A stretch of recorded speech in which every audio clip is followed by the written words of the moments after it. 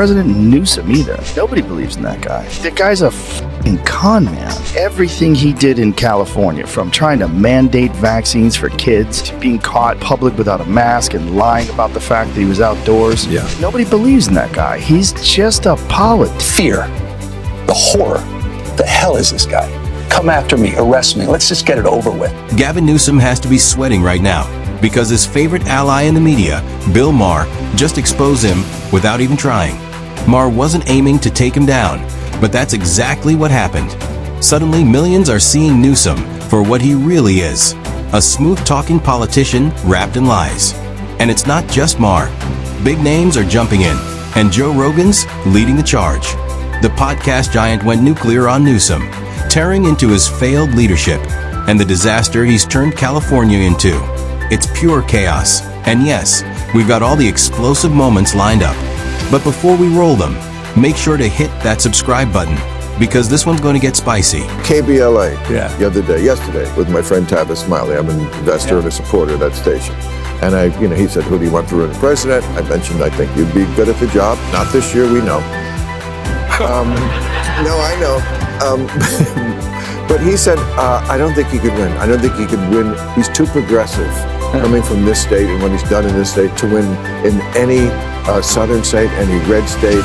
I disagreed, but this is a progressive African-American owned station, and I'm sure they like you, but doesn't think you can win. What do you say to that if you could win look at the swings? This viral clip, you've probably seen it, is what set off Gavin Newsom's full-blown meltdown.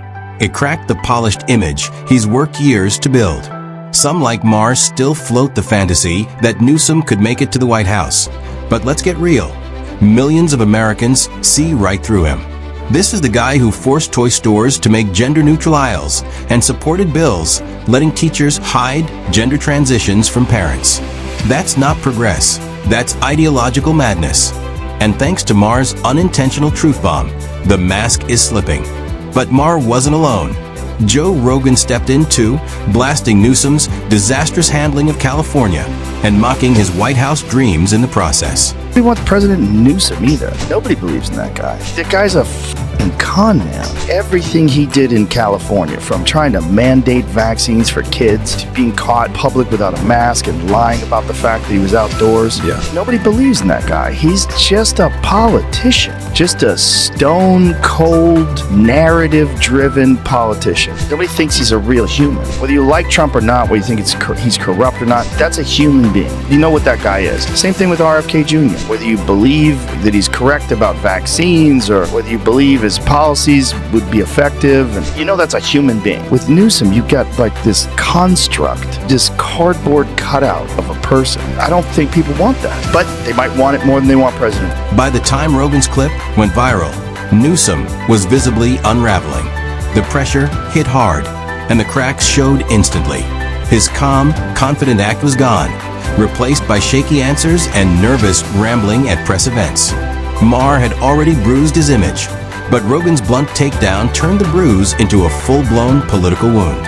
When voices that big from totally different worlds start calling you out, it's not just bad press. It's a crisis. Newsom knew it too. So he rushed to spin the story, scrambling to prove he was still in control. That's when he suddenly popped up talking about the LA riots, something he'd conveniently ignored until his reputation started crumbling. But the public wasn't buying it. It reeked of panic, not leadership. See, Mr. President, stop. Rescind this order. It's illegal and unconstitutional. And I said it, I'll say it again, it's immoral. You're creating the conditions that you claim you're solving, and you're not. And you're putting real people's lives at risk. This is a serious moment, and it requires serious leadership. And it's time for you to be a commander-in-chief of the United States of America. And I will have your back if you want to work in a relationship of trust and truth in the spirit of our founding fathers. But you come after poor kids, you come after families, we will do everything in our power to stand. Instead of calming things down after the ICE protest turned ugly, Newsom did what he always does. He went on the attack. He tried to shift the focus by picking a fight with Donald Trump. Rather than cooling tensions, he threw gasoline on the fire. Did you notice how he framed the ICE arrests? He called them cruel raids on families and children. Classic spin. That's been the left's trick for years. Twist the facts, spark outrage, and paint Trump as the villain. The truth? ICE was conducting targeted operations against criminals, not families grabbing dinner. But for Newsom, it wasn't about facts, it was about optics. He wanted headlines, not results.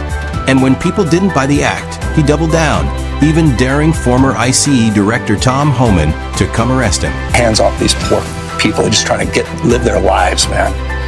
Trying to live their lives, paying their taxes. Been here 10 years. The fear, the horror. The hell is this guy? Come after me, arrest me. Let's just get it over with. Tough guy. You know, I don't give a damn. But I care about my community. I care about this community. The hell are they doing? These guys need to grow up. They need to stop. And we need to push back. And I'm sorry to be so clear, but that kind of bloviating is exhausting. So Tom, arrest me. Let's go. That's how desperate he got. The governor was losing control and scrambling for sympathy. He leaned into emotion, trying to sell himself as some kind of brave rebel standing up for the oppressed. It was political theater, plain and simple. Behind the tough talk was a man obsessed with photo ops, not progress. He wasn't at risk of arrest, and he knew it. That's exactly why he made the challenge publicly. It was a stunt, loud, dramatic, and totally hollow. He wanted to look bold without actually doing anything. But Tom Homan wasn't having it. The former IC chief clapped back hard, shredding Newsom's little performance in seconds. They asked me, well, could Governor Newsom or Mayor Bass be arrested? I said, well, no one's above the law. If they cross the line and commit a crime, absolutely they can. So there was no discussion about arresting Newsom. And so, you know, what he's done, he's failed that state. He waited 2 days of that city burning and people getting hurt, officers being assaulted before he made any declaration of an unlawful assembly. He's late to the game. President Trump isn't late to. Homan didn't hold back. He went straight for the throat, calling out Newsom's grandstanding for what it was, empty noise. If Newsom really wanted to be arrested, Homan said, then break the law and we'll gladly oblige. Brutal, but he wasn't wrong. Homan then laid out exactly what Newsom refused to face. While California cities were burning and small businesses were trashed, the governor sat frozen, doing absolutely nothing. No plan, no leadership, just silence. And when Trump finally stepped in to deploy the National Guard, Newsom whined that he hadn't given permission. Seriously? The guy who wouldn't lift a finger was mad someone else actually did something. Homan made sure everyone saw right through it. The term ICE raids. What happened how this riot started is that ICE was serving a series of criminal warrants at a business being investigated for money laundering, customs fraud, and serious violations on sending money to criminal cartels that in Colombia and Mexico that fund criminal cartel activities in the United States. It's part of an overall conspiracy that ICE is investigating. So we're arresting bad people.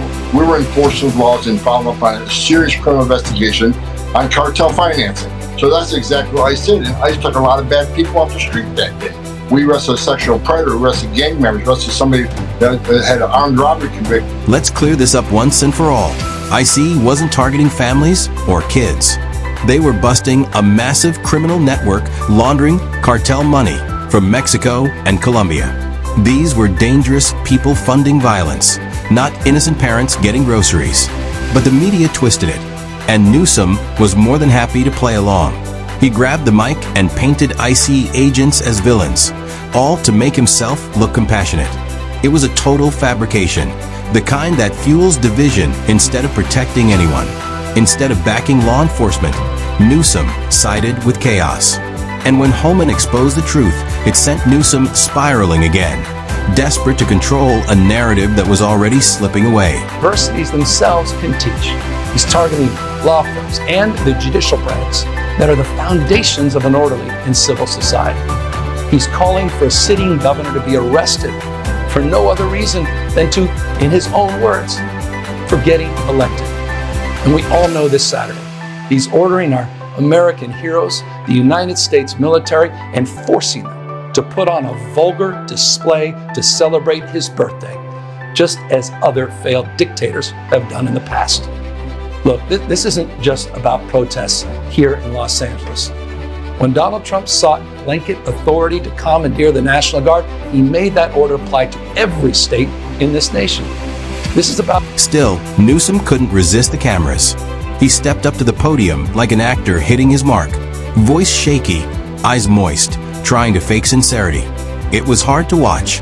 Then he called on other governors to resist Trump, turning what should have been about safety and law enforcement into a campaign moment. That's the left's playbook. Emotion over evidence, performance over policy. They bank on outrage, not solutions. Instead of fixing real problems, they manipulate feelings to score political points. Newsom's whole act was exactly that, a performance, not leadership. Anxiety, stress, and fear. But I want you to know that you are the antidote to that fear and that anxiety. What Donald Trump wants most is your fealty, your silence to be complicit in this moment. Do not give. In the end, the mask fell off. Newsom's tear-filled speeches and staged outrage didn't fool anyone. What began as an attempt to smear ICE and position himself as the moral voice collapsed under hard facts and public backlash. Maher's slip-up exposed him, Rogan mocked him, and Homan obliterated the last shred of credibility he had left. Rather than stand for truth or defend citizens, Newsom chose pandering, lies, and emotion-driven politics. His fake outrage, hollow threats, and grand gestures showed exactly who he is, an actor trapped in his own narrative. California deserves better than a man who performs leadership instead of practicing it. And thanks to a few honest voices, the illusion is over.